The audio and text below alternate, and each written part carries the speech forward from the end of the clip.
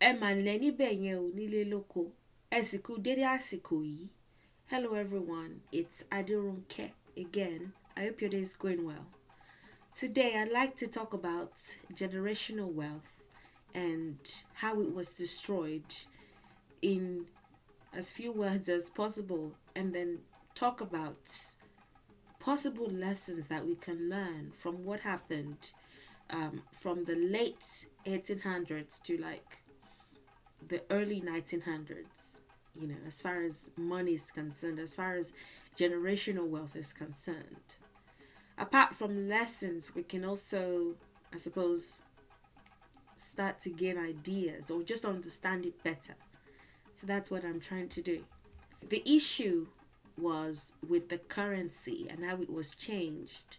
First of all, I'm going to show you some pictures of things that were currency that were used in exchange back in the day, that were used as money, so to say.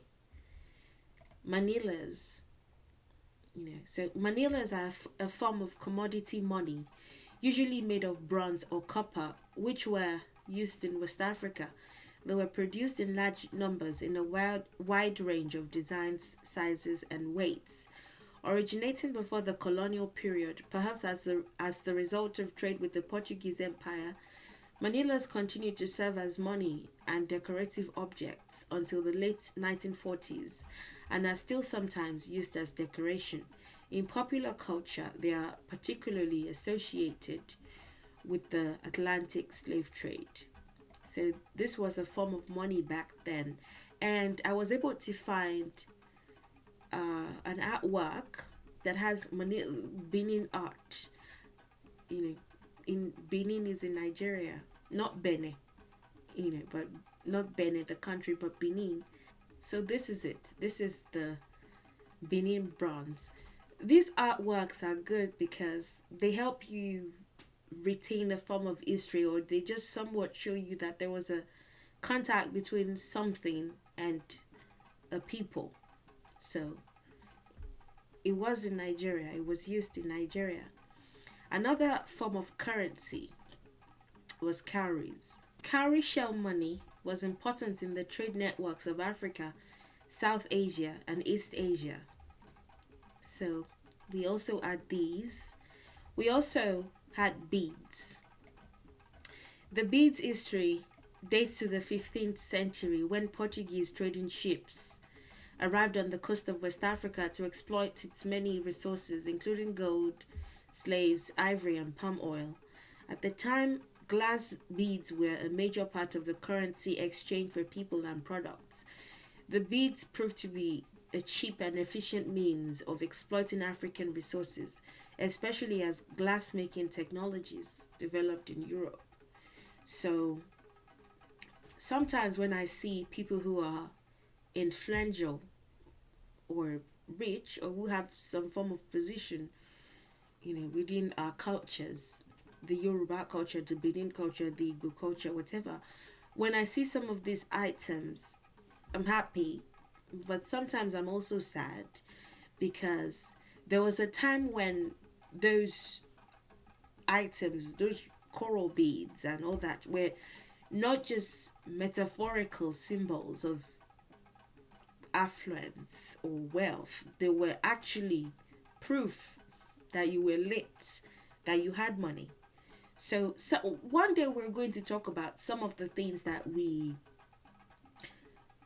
ascribe to our that's why I like to do in and of itself, and it sometimes feels like a lot, but at other times it's not. One day we are going to revisit some of the things that became a part of the culture and all that. Many times I'm not happy when I see people who are not actually I can't say I'm not happy, but when I was much younger, and even until recently, I used to think if you're not a king, maybe don't put that on, but maybe that's just my being protective of the culture. Like if you're not a king, or if you're not a don't put this on, this is intended for kings. But I also appreciate um, the rebellion that it wasn't that people who were influential or so could not wear coral beads or anything back in the day. It was just kind of a bit restricted. So you didn't just wear certain types of inu because you could afford it. Some you knew that this was designed for kings, some chiefs could wear them and things like that. So sometimes I get protected, but I also appreciate its rebellious factor. Like, okay, many centuries down the line, let me see who's going to check me when I wear these beads that are supposedly designed for kings alone. So it has its own rebellious thing to it. Salt was another means of exchange, transported via camel caravans and by boat along rivers such as the Niger and Senegal. Salt found its way to trading centers like Koumbi Saleh, Niani, and Timbuktu, where it was either passed further south or exchanged for other goods such as ivory, hides, copper, iron, and cereals. The most common exchange was salt for gold dust that came from the mines of southern West Africa. Indeed, salt was such a precious commodity that it was quite literally worth its weight in gold in some parts of West Africa.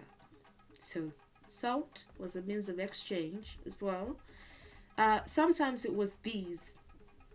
A bottle of gin is dangled before the. Sometimes it's really good to read colonialists' account of what they thought of us. It's painful to read, quite alright, and it's not that easy to find many of them. If you don't really go looking, you won't find, but if you go looking, you will find. Of course, they're not being reproduced. Not only do they have, traces of racism, obviously, they are. I guess that's what happens after a while. Books that are produced a long time ago just stop being in print. That's natural, racist or not, So, but sometimes it's really good to seek them out and read just what the what they really thought of us. Uh, but yeah, from the late 18th century, Dutch gin, transported in cheaply manufactured blown glass bottles, uh, was employed as a trade good. The shape made the bottles easy to pack and transport. Along with textiles, rifles, and gunpowder, it was one of the most sought after European goods. In particular, it was sold to coastal traders who were important mediators in the transatlantic slave trade. So, I don't know, if you have time to read this, you can. The trade in imported liquor rose to prominence during the first half of British colonial rule in southern Nigeria. But not all was drunk. Single bottles of, you can read that, but bottles of gin and even the empty ones were a form of currency. You could get things in exchange for them. So there were other things. The ones that I mentioned were just really common when it comes to, there was what was accepted locally, and there was also like the ones that are the major currencies, some of which I've shown pictures of. But amongst people, there were other things, goats and cows for other things. You could exchange them for, the salt is imported, and then, or maybe the whatever is imported, and then you can give goats and cows and food and other things to get some of those. So these were especially common internally: goats and cows, raw gold and gold dust, fabrics, especially in exchange for services. So if you were a dancer, if you come from a family of dancers or performers, fabrics may have been some of the things that they collected in exchange for, um, their services, foods, copper, brass, and several other things. There were just several things that were used. Um, Along the line, when I was reading one of the previous slides, I mentioned slaves. Uh, One day, not even one day, maybe right now, we're going to discuss what ancestral baggage is when it comes to certain things, when it comes to the greeds of our ancestors and things like that. I know what my ancestors did for a living, you know. I know that they were wood sellers, so I know what my baggage is there. I know that it did not involve people. They were not. Again, you have to realize, even for it wasn't everybody. For the ones who engaged in the slave trade, who provided people to these Portuguese, sometimes it was okay. In the case of people like Ajayi Crowder, it was Fulani, herders that kidnapped him and sold him off to the British. So one day we're going to talk about inter-race tensions in that regard. Oh, sorry, inter-tribe, interculture tensions in that regard. And also, to provide some perspective, it wasn't that everybody was involved. Some people were involved, but it wasn't everybody. And this is not to, but again, it wasn't that brothers were selling their sisters or cousins were selling their first daughters or uncles were selling their nieces or something. People were not, it was this elite that had learnt some Portuguese and some English in a bid to do the dirty that were involved. So one day we're going to talk about that. It wasn't everybody. We were not going crazy. Oh, brothers selling sisters for Portuguese money or British money. Or it was this few psychopaths. So, and at there's also something about that. One day, not even one day. Why do I keep saying one day? As soon as possible, I'm going to maybe talk about what the word eru, which is now translated as slave, means in and of itself. The very, very beginning of anything like that. I'm going to talk about, and the greed and then the commercialization and all that. I'm going to talk about it. I also wanted to say something regarding the beads, what you can wear, and some of these greedy people. Again, with capitalism, I don't know, one of the advantages of capitalism is that you can acquire as much as you like, and if you know how to play the game well, be rich, stinkingly rich. But with our traditional forms of government, of ruling, you were typically cautious of, oh, I still have to show my submissiveness to the king. Like, I can't be too wealthy, or I might start to feel like a threat to the current king. And so I suppose the change in the system of government is also something to take note of. So yeah, these were the forms, and some of the wealth that was acquired then was dirty money. If you see people with names like Okeowo or Olowo Gemo or things like that, names that indicate, I've talked about last names and how they came to be, how we adopted last names, in how we introduce ourselves among Yoruba people. I've talked about that.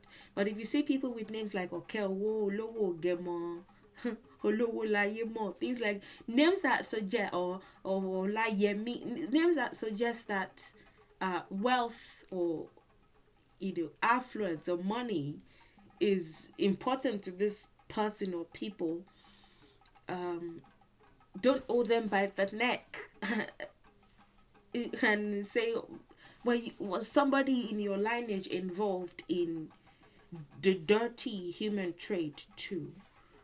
Some not, some yes. Some got their money from cocoa and other things. Some it was art. Some of the art was sold consensually or given as gifts consensually. Many times, I would say as a form of currency. I don't know. You could say art was also currency among the elite. They would bring you gifts of mirrors and all this coral beads and all these things, and you give them art as a form of thank you. I don't know if that is currency, but as a form of gifts. But then I suppose they were not willing to pay anymore. Some of these people who then became colonialists afterwards were not really to pay anymore. So right before and during colonization, they started to take those artworks forcefully. They stopped being gifts. They started being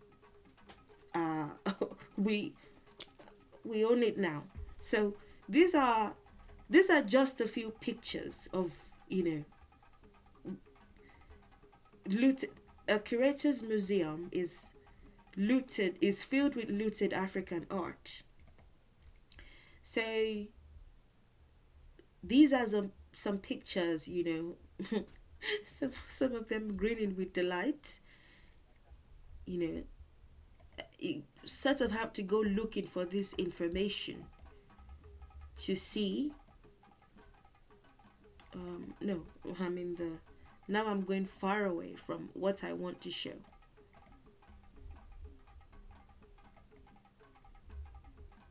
This is one picture out of many. Some picture, I guess these ones were bold enough to take pictures and then keep those pictures. Some pictures we never saw. They didn't always photograph evil doing.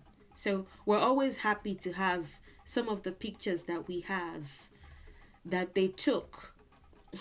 It's like now when people come to Africa and shoot the animals and they stand beside those dead animals with juices, So it's I appreciate those pictures because I'd rather see those pictures than there's no picture of what was done. So yeah, so art and all that. I try to find pictures like this because this is Benin art, and I'm trying to be a bit specific to the Yoruba people in some of the things that I say. There are no pictures of that. If we didn't have pictures like this, we would almost not, and we didn't see some of those artworks in these European museums, we would almost not believe pictures or it didn't happen. What do you mean they stole that much Yoruba art? What are you talking about? But if we don't have pictures like this of cultures that are close to us, or we would not believe it. And if we didn't see those ancient Ife art, terracotta, we would not believe it. So I appreciate pictures like the ones that I just showed. What happened after that, especially to the people who did all kinds of things, some of whom did dirty things to acquire money, what was supposed to be generational wealth, what their children, the cowries, the money, typically they would tie them with string so that they would be, easily countable. The monies that their children's children were supposed to enjoy. What happened? Where did the money go? Colonization happened. all the things that had been kept, the cowries, the manillas, the coral beads, the salt, the everything that had been piled and stored and was supposed to be, you know, yeah, our generation, hundreds of years to come, would be good. The first major currency issue in Nigeria was undertaken sequel to the colonial ordinance of 1880, which introduced the shillings and pence as the legal tender currency in British West Africa. The units of coins managed by the Bank of England were 1 shilling, 1 penny, half a penny, and 1/10 penny, and were distributed by a private bank, the Bank for British West Africa, till 1912. From 1912 to 1959, the West African Currency Board issued the first set of banknotes and coins in Nigeria, Ghana, Sierra Leone, and Gambia. The highest banknotes denomination was £1, while the 1 shilling coin was the highest coin denomination. So when people ask, why are you poor? Why are you poor? Why is Africa poor? Well, greedy leaders, all that and all that. Greed has existed. I mean, do I even need to say more? Even way before Nigeria had its own government and all that. But some of the things that were actually done to our people, some of the things that are now responsible for the starting afresh, are not really discussed enough. What was kept, some of it got in the right manner, but the ones that were stinkingly rich, dirty wealth, wealth was as a result of doing the dirty, the ones that were rich, that were not just selling cocoa or selling palm oil or selling, that were, yeah. So that's it. Everything that had been stored, the salt, the whatever, just stopped being accepted as currency, just did not really mean much, especially as colonization happened and all these things just started to be imported and sold for the salt, that the bars of salt that you had kept, like, okay, my children and their children and their children and their children will be set, now became, that's just one pound. You can just buy that bar of whatever for £2. You can just buy those calories for 2 pence, 2 shillings. That's okay. Or those bags of calories. Okay, maybe for decorative purposes. Many of those things now became relegated to like spirituality and all that. They just became more spiritual items than actual items of physical wealth. So that's what happened there. And for some people it was definitely them getting justice. It was definitely justice being served. Like, okay, again, people say issue is the trickster. It's funny how there's carries here. People say issue is the trickster. We are the ones who try to trick ourselves. It's logic. If you watch a police interrogation or something, and I watch a lot of those on YouTube nowadays, and you study the logic, at some point the person thinks, damn, I'm intelligent, leading this person to be, and then when the interrogator says none of what you've said makes any sense, then it feels like, oh, okay, maybe I wasn't really deceiving this interviewer, this interrogator after all. It was like, okay, so you did all this wickedness, you did all this evil. For the ones who did, not all, again, let everybody go back to their lineage and figure out what their ancestors did for a living and make whatever amends. I'm not saying bear ancestral burdens or ancestral sins, or I don't know what somebody in your lineage may have done, but we need to go back and do what is right.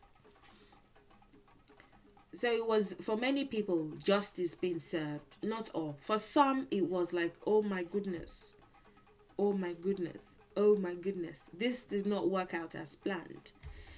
For people who for people who are good at, there's just certain qualities that you can observe in the thing is to learn the lessons. That's the major part. What lessons can we learn? We have to learn to be progressive and forward thinking and intuitive people, because because we have to. Because we have to. These were some of the qualities that people who were colonizers, I mean, for them to think, okay, at some point this just won't cut it. There's just too much that can serve as money. I know that trade by barter still exists and people will still swap now, but it's not exactly currency. But as far as currency is concerned, that's not going to fly. We have to do something. So they just did the reverse, is that what it is called? They just changed everything. So it almost felt like for some people who had engaged in some dirty business or who had done certain things, it almost felt like they didn't get any wealth out of it after all. Almost like they got nothing out of it. For those who sold their cocoa, for those who sold all kinds of things that they sold, apart from like the gunpowder and things that they could use, things that you can use, right? I'm talking generational wealth. This didn't really make any generational wealth out of it after all. So it was really nothing for their descendants, because it's just not worth anything. It's what the British are bringing into present day Nigeria for like almost next to nothing. Things that used to be prized things at the time when they came in government, then they started to import it from their factories and all that. Then they became so useless, they were not worth anything. So these are qualities that we need to imbibe if we really want to survive. These were some of the things that were done. Kings were overpowered, so kings were under. At the time, it was just kings as like the highest powers, but now the British just took over, I suppose. Stud currency rendered useless. I've talked about this. Sculptures and artworks ceased, so you can't make money out of that either. Probably as a result of the consciousness that these could still sell. If we let them still sell these to us, it's ours now. I'm the captain now. Congratulations, you played yourself. Spirituality attacked. And it may sound like I'm being mean, but for the ones who were greedy, this is well-deserved roasting. Spirituality was attacked. So the very symbol of justice issue was also attacked as a result of the help of Ajayi Crowdo.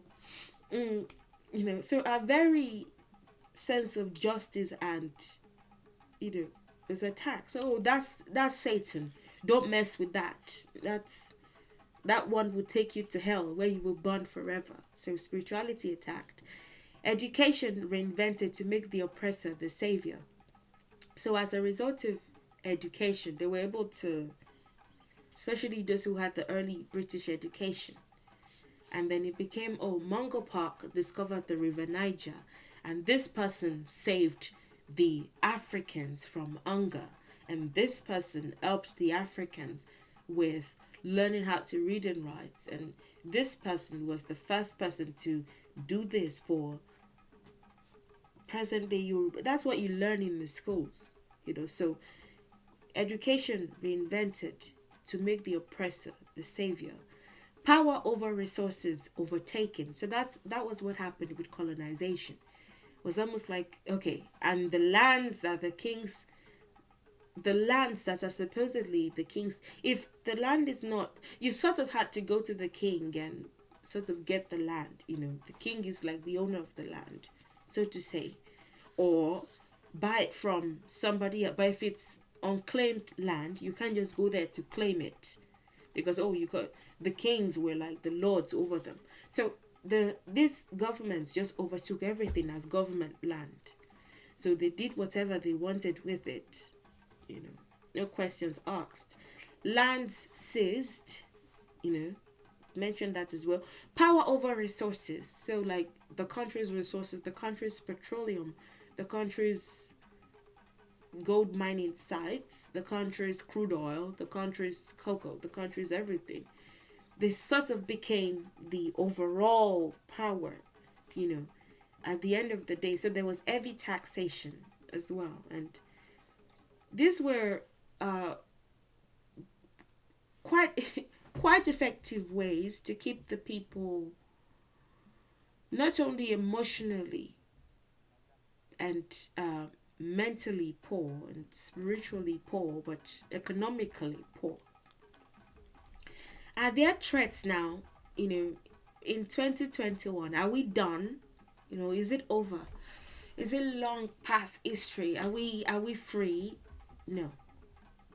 There are threats. Again, being forward thinking and innovative and all that. These are things that we really need to embrace, because what I'm seeing is not too good. And it's really nothing to laugh about. But, I tend to do that when I'm uncomfortable. But just know that I'm not giggling. I'm uncomfortable. Threats. The top exports of Nigeria are crude petroleum, and that's like 46 billion. Petroleum gas, scrap vessels, flexible metal tubing, cocoa beans, exporting mainly to India, Spain, United States, France, and Ghana. There are other countries, but mostly to these countries. I found this on OPEC's website. I will show you my resources soon. Apart from petroleum, Nigeria's other natural resources include natural gas, tin, iron ore, coal, limestone, niobium, lead, zinc, and arable land. The oil and gas sector accounts for about 10% of gross domestic product, and petroleum export revenue represents around 86% of total export revenue. Are there threats to that? It seems like a really significant source of income, doesn't it? So are there threats to that? Yes. Phase out of fossil fuel vehicles means stopping selling and using vehicles which are powered by fossil fuels, such as gasoline, diesel, kerosene, and fuel oil. It is one of the three most important parts of the general fossil fuel phase-out process. The others being the phase-out of fossil fuel power plants for electricity generation and decarbonization of industry. Many countries and cities around the world stated they will ban the sale of passenger vehicles, primarily cars and buses, powered by fossil fuels such as petrol, liquefied petroleum gas, and diesel at some time in the future. Synonyms for the bans include phrases like banning gas cars, banning petroleum cars, the petrol and diesel car ban, whatever. Let me show you the Wikipedia articles that I'm getting all this from, and the other websites. So these are some of the pictures of the pounds and the first Nigerian shilling and all that. Things that you can revisit. This is where I found the information about apart from petroleum, this and that. This is where I found that information. This is where I found the information about exports and imports. exports and imports. So there seems to be a lot of importing from China too. Anyway, this is a good website because you can like compare, especially if you're into economics. You can choose the year and sort of like, okay, let's see what happened in 2013. And it would just sort of show you what is there. This is what I'm talking about. It's about phase out of fossil fuel vehicles and the plans to eradicate petroleum. Electric cars have a world market share of around 5% in 2021. So this is the future that I don't know if we're prepared for. I don't think we are prepared for. I'm trying to see the United States because, okay, yeah. US President Joe Biden's Build Back Better Act, an American jobs plan legislation, bans new car sales of diesel-only and gasoline-only vehicles by this year. So, ooh, it's closer than we think. So, yeah, they are and apart from all these, there are journal articles in that regard that have like extensive research that you can check out. So definitely, climate change responses are, I would say threats because, they're a good thing. We have to protect Earth. I don't even have any mixed feelings about that at all. But as far as our preparedness is concerned, we're not prepared. And then cocoa. There's also an internal thing going on about cocoa and the farms being attacked by, I really hate to mention a tribe specifically because I don't want that to be like the focus, but like Fulani, evil is everywhere. Maybe for some reason I'm just feeling uncomfortable just because of what some people are doing, but Fulani herdsmen, and their attacks. Not that I'm trying to attack the Fulani people. If you know what's coming, you will know that that shouldn't even be the focus. But open grazing has been affecting the cocoa farm. So they are not really getting as much as far as harvest is concerned because they would bring their cows into these farms and allow the cows to just feed on unfortunately to just feed on the plants. So there have been reports of killings and all that too, like farmers just being killed right in their own farms and all that. I was reading The Guardian recently. Let me see if I can find another article.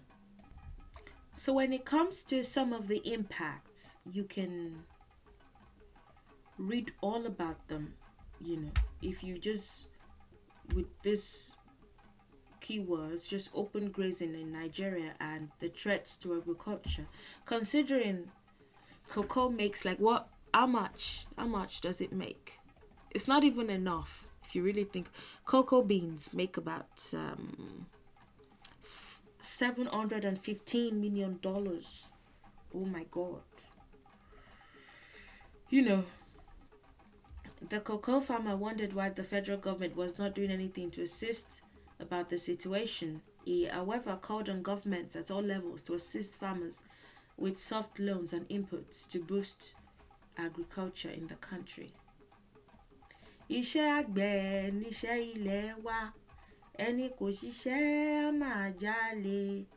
Ìwé kíkọ́ láìsí ọkọ́ àti àdá kò ì pé o. Enough said. Anyway, this I found on the Tribune, and I apologize for the images. The CNN, however, stated that the number was 110. In a recent newspaper reports captioned Ibadan farmer dies after Fulani herdsman allegedly set his cashew farm ablaze. The media reported that without any provocation, the herdsmen set a farmer's cocoa and cashew farm ablaze, and in an attempt to put out the fire, the farmer's body caught fire and was burnt alive. There's just a lot of graphicness in that. I really don't know, man. Let me see if we can find anything else to read. There are arguments for and against open grazing, and like just that general lack of control. I apologize, that's my stomach. We are okay, I don't know. Yeah, okay. What Kalita? Okay, sorry, I don't know your website. Sorry. But yeah, it looks like a news station. Yeah, okay, cool. The impacts of open grazing. So it's not even just affecting Yoruba people. That's the thing. It's seems to be affecting like everybody. Oh, okay. Is this like progress? This was 2015. You have to realize this was 2015. 70% of the world cocoa production is produced by smallholders in West Africa. There are several journal articles and resources that you can consume in this regard. But yeah. Every time I am pushed to do a video like this or to think about it, especially, maybe then if I feel like it, I make a video on it, but to consider this, it almost feels like these messages were somehow were really for me and for the things that come to my mind. Learning from the past without dwelling in the past, transformation and new beginnings, and expansion. Understanding the past in relation to the present for the future. If we don't understand the past, including the uncomfortable past, I really don't know how we are going to survive what's coming, When it comes to investments and wealth, again, we're talking generational wealth. That is still the topic. When it comes to generational wealth, it almost seems like perhaps as a result of the ancestral lessons, I don't know, but as a result of what was just ancestral awareness, I guess, people are now investing offshore. They know that the naira can be 200, maybe 295. $1 is 295 naira. For instance, let's say not now, was maybe as at how many years ago. Now it's like maybe 490 something. If it's not 500, it's close to 500. So people are not really investing in the country. The money is not really circulating that much in the country, the money, because people are saving them offshore. They don't want, again, this thing, it feels like it was a long time ago. It was the 1910s. What are you talking about? That was like years ago, decades ago. It can't happen anymore. Let's just move on. Let's just move on from the past and move to the future. No. The same thing is happening where $1 can be $4.95 can be. It almost seems like it's somewhat the way that it is. It's beneficial if you are out of the country with your money, or if your money is out of the country, being changed to naira with, like, I don't know, if you have $500, you are rich in naira. You can survive real well. You can live well for a week. That would be how much? That would be, I don't know maths. I was trying to find the accurate amount, like what it really is, but there are so many websites with different kinds of information. So let's just say $1 is 500 naira. If you have $500, that's 250,000 naira. That is a lot. You will live well for a month if you are not greedy. If you are like really, good with money, you will live well for 3 months. If you're not trying to find the expensive hotels and all that, if you have a place to stay, at least you have that in Nigeria. Maybe you go visiting or something, you will do well with 250,000 if you don't spend it like akpa. So with that now imagine people who have 20 billion US dollars in some offshore bank somewhere, or they prefer to keep their money outside Nigeria than in. So at the end of the day, the same thing is still happening. The naira has now become the cowrie shells that are being rendered useless, that were rendered useless. The maybe now at a rather progressive rate. At the time, it was just like slam. Your money, your so-called currency means nothing. Your cowrie shells, your nothing means nothing. It's worthless. Now it's sort of really progressive, and it almost seems like the gap between the naira and the US dollar is like expanding yearly. So the same thing is happening if you're paying attention. We're not done. The same thing is happening, but now at a progressive, interesting rate. So offshore investments prevent the money from circulating because some people want to keep that money for themselves, and then debts as well. It's another thing. We owe money. We owe China money.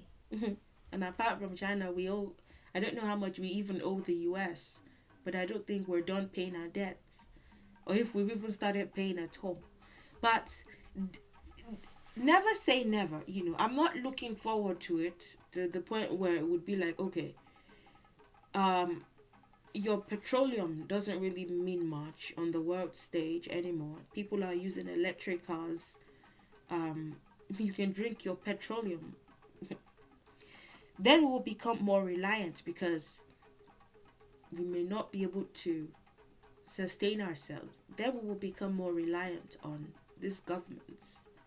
And if we get to the point where we cannot take care of ourselves, if colonization is offered to us, and the way colonization will happen, it won't happen the way it happened in the past. Again, let's get that clear. When you say colonization, don't think it's going to be tan tan tan tan and the British and the British protectorate and it's still going to be your leaders that would be there, but all the money, that's colonized. They don't need to come and be you don't need a white man coming to Osun State to become the governor of Osun State for you to realize that you've been colonized. You will be quite surprised. Is it neo colonization, or what is it called? The way that it would occur, it will come like a thief in the night if we're not careful. So debts and possible recolonization is another thing to consider.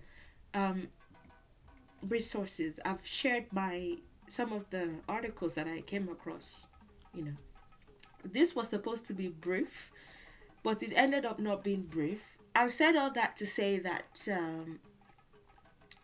generational wealth among the Yoruba people, among West Africans, but even specifically now among the Yoruba people, has experienced a challenge in the past, may experience a challenge in the future. What ideas do you have to help prepare for what is coming? What ideas do you I suppose you could say, okay, again, now people are doing good work, I suppose. I don't think any wealthy Nigerian is still making money off of some, like, really, really wealthy. Is still making money off of, like, selling people. Think now it's you know, the rich past. Now it's collecting money from from the people who are willingly giving their money, I guess, and people who have legitimate factories, people like Dangote, and they're just different ways now. Anyway, I don't know how ethical some of them are with the case of the pastors and the tithes and the building different, like, I don't know, 200 branches of the same church so that money can be contributed from those branches, and they have their ways. I don't know if it's, as far as ethics is concerned, I don't know if, well, I guess it's much better than the actual slave trade, but you know, there have been challenges in the past for those who want to make their money off of like clean means. Clean, actually I don't know if there are any clean means, but anyway, for those who are interested in generational wealth, knowing that these are the challenges, should we just say, okay, whoever wants to keep their money offshore can keep it offshore? Because it almost seems like if you really want to build generational wealth nowadays, you have to have some bank account somewhere outside Nigeria, or you have to have a set of houses somewhere in the US, or somewhere in Canada, or somewhere in Dubai. There are lots of our politicians that have like huge hotels, huge malls in different parts of the world, in Dubai, in the US, in Europe, in huge factories too, because they are aware that perhaps storing money within Nigeria would not be the best option for them. You know, but what are your ideas? What do you think? I almost don't know what to think.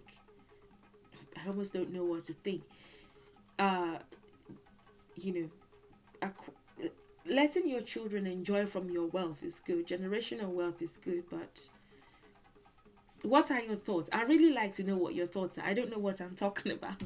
I'd really like to know what your thoughts are in that regard. I somehow don't know how to conclude this, unfortunately.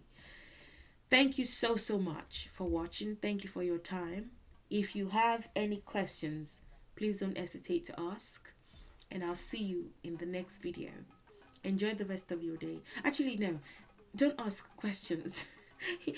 Please contribute. I'd much rather prefer that than I always ask for questions, but actually, please let me know what you think in the comment section below, and I'll see you in the next video. Enjoy the rest of your day, and bye for now. No,